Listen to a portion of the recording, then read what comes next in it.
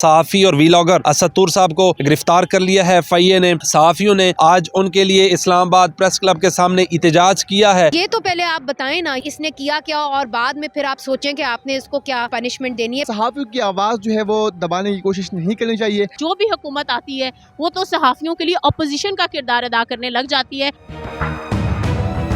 आज से 2 दिन कबल FIA ने असद तूर साहब को नोटिस के ज़रिए बुलाया, वहाँ पर 8 घंटे तफ्तीश की, फिर दूसरा नोटिस मिला, वो पेश हुए।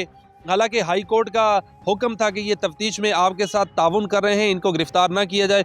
असद तूर साहब एक दिन 8 घंटे उनकी तफ्तीश होती रही, दूसरे दिन वो पेश हुए तो उनको FIA की टीम ने गिरफ़्तार कर लिया। उनकी वकील ईमान मज़ारी साहिबा ने भी रात को बताया कि असद तूर को गिरफ़्तार किया है। उसके बाद सहाफ़ियों ने आज उनके लिए इस्लामाबाद प्रेस क्लब के सामने एहतजाज किया है। वकला भी मौजूद थे उनके। सहाफ़ियों से बातचीत करते हैं, वो इस हवाले से क्या कहते हैं। आज हमें सुबह पता चला FIR पढ़ के कि सेक्शन 9, 10 और 24 पीका के तहत की गई है।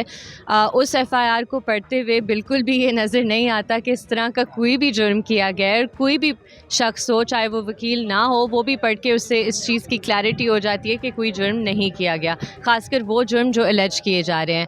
आज FIA ने उसकी अदालत में 10 दिन की जिस्मानी रिमांड मांगी। हमने उसकी रिक्वेस्ट को अपोज़ किया।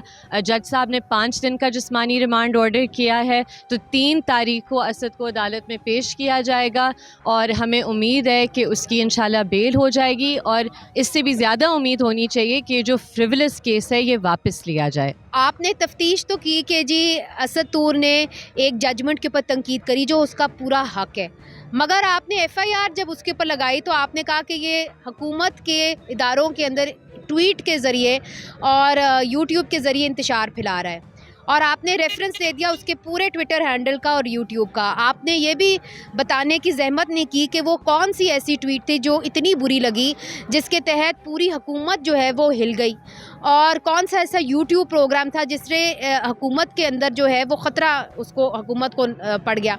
तो ये तो पहले आप बताएं ना। ये तो नहीं हो सकता कि हम पूछें और जानें कि भाई इसने किया क्या और बाद में फिर आप सोचें कि आपने इसको क्या जो है पनिशमेंट देनी है। पनिशमेंट बल्कि आपने पहले सोच लिया और बाद में आप इसको जस्टिफाई करें, तो ऐसे नहीं होगा।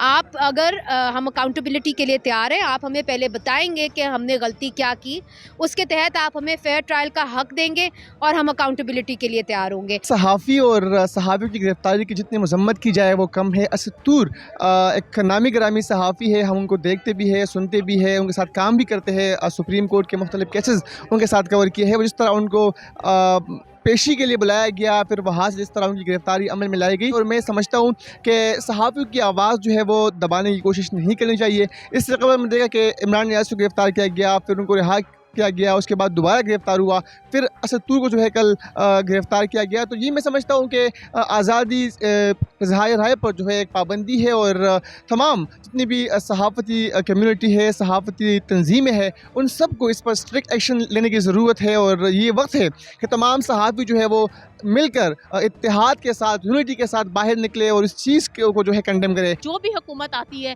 वो तो सहाफ़ियों के लिए अपोजिशन का किरदार अदा करने लग जाती है। वो किसी और की बातें तो मानती है, लेकिन ना वो जमहूरियत को मानती है, ना वो गवर्नेंस को मानती है, बल्कि वो किसी और की वजह से अपने आप को ताकतवर महसूस करते हैं, और फिर वो गवर्नेंस भी वैसी करते हैं, सहाफ़ियों पर पाबंदियाँ लगाते हैं। सो कॉल्ड अगर कानून साजी भी की जाती है तो जिसमें सहाफ़ियों को ज़्यादा, आप कहते हैं ना, फंसा सकते हैं अपने जाल में, इस तरह की दिफात पीका समेत बहुत सारे ऐसे इन्होंने कानून साजी कर दी है जिसमें हमारे लिए रोज़ बरोज़ जो है मुश्किलात वो बढ़ती जा रही हैं, और ये हमारे लिए एक ऑपोजिशन से बढ़कर है। हुकूमत हमें कभी भी फैसिलिटेट नहीं करती, हमेशा हम सहाफ़ियों की तो दुश्मन ही रही है।